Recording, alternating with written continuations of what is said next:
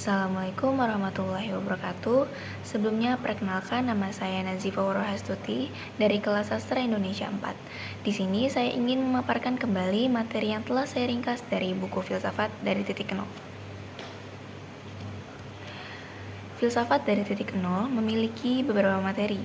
Materi yang pertama adalah dari titik mana filsafat berasal. Filsafat berasal dari satu titik sederhana. Unsur sederhana tersebut adalah bertanya dan menjawab. Mengapa ada pertanyaan? Hal itu dikarenakan adanya rasa ingin tahu dari pribadi seseorang mengenai suatu hal. Pertanyaannya pasti seputar mengapa, apa, bagaimana, kapan, di mana, dan siapa. Dengan adanya hasrat, perasaan, dan keinginan, timbullah pikiran untuk memperoleh pengetahuan. Lebih lanjutnya, rasa ingin tahu itu hadir karena manusia terus memikirkannya. Manusia memikirkan karena melihat, mendengar, mencium, dan merasakan sesuatu. Seperti dalil dari filsafat yang berbunyi ex nihilum ad absurdum, yang artinya tidak ada sesuatu yang lahir dari ketiadaan. Materi selanjutnya adalah ciri khusus filsafat. Dibedakan menjadi 3. Yang pertama adalah cara kerja atau reflektif. Reflektif memiliki makna yang sama dengan refleksi, yaitu bercermin.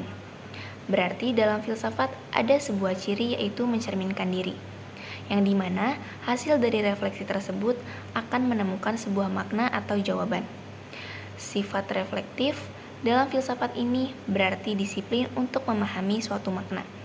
Dengan disiplin terhadap ilmu filsafat, maka ilmu-ilmu lain akan mendapatkan makna yang sedang diteliti. Yang kedua, ada tujuan fundamental. Fundamental artinya mendasar. Hal yang paling mendasar adalah hakikat.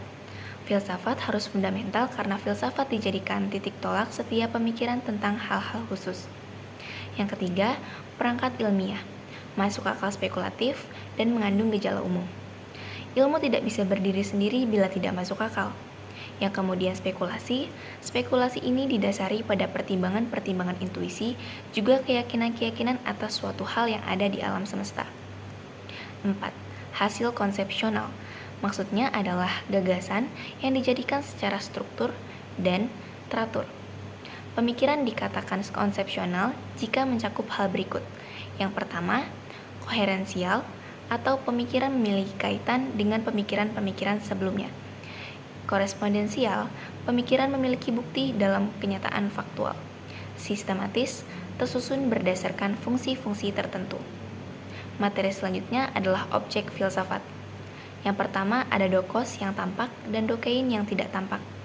Maksudnya, hal yang menjadi objek filsafat dapat dimulai dari yang tampak sampai yang tidak tampak. Kedua, benda mati atau en corporalis.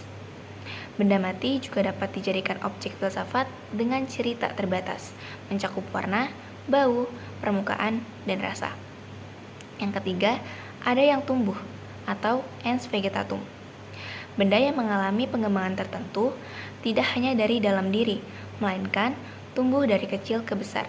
Hal tersebut dipengaruhi oleh energi. Yang keempat, ada yang bergerak atau ens animalis. Selain hewan, makhluk yang bergerak adalah manusia. Dalam hal paling sederhana, konteks ini membahas mengenai hewan. Hewan akan mengalami perubahan bentuk dari kecil ke besar, mampu melakukan perpindahan dari satu tempat ke tempat lainnya. Kesadaran hewan berasal dari dan tertuju pada benda-benda, maka dari itu hewan tidak memiliki memori atau ingatan. Yang kelima, ada yang bersimbol atau en simbolium. Simbol mengacu pada objek yang ada di dalam pikiran. Jadi, bentuk gambar harus sesuai dengan kenyataan dan simbol harus sesuai dengan kesepakatan orang-orang. Materi selanjutnya adalah menemukan hakikat. Menemukan kebenaran di balik segala sesuatu, atau dapat dikatakan hakikat adalah titik pijak dari segala sesuatu. Hakikat memberikan arahan yang tepat dalam melakukan suatu hal. Karena hakikat mencari yang satu, yang padu, dan sederhana. Ada 3 cara dalam mencari hakikat. Yang pertama, eliminasi, yaitu penghilangan unsur-unsur dalam suatu kenyataan. Yang kedua, komparasi, yaitu pencarian unsur-unsur yang sama dalam kenyataan. Yang ketiga, strukturasi, mencari hubungan antara satu unsur dengan unsur lainnya. Materi yang terakhir adalah sistem biner atau diadik. Konsep berpikir manusia terhadap dua hal yang paling bertentangan, berpasangan, dan berbeda. Sistem biner akan memberikan penjelasan tambahan untuk mengantisipasi ketidakbenaran. Adapun konsep diadik, yang pertama adalah materi dan roh, yang kedua sebab akibat, yang ketiga ruang dan waktu, yang keempat substansi dan aksidensi, yang kelima gerak dan diam, yang keenam eksistensi dan esensi, yang ketujuh ada dan ketiadaan, yang kedelapan keindahan dan keburukan, dan yang terakhir adalah kebenaran dan kesalahan. Cukup sekian pemaparan materi yang dapat saya sampaikan, kurang lebihnya mohon maaf. Wassalamualaikum warahmatullahi wabarakatuh.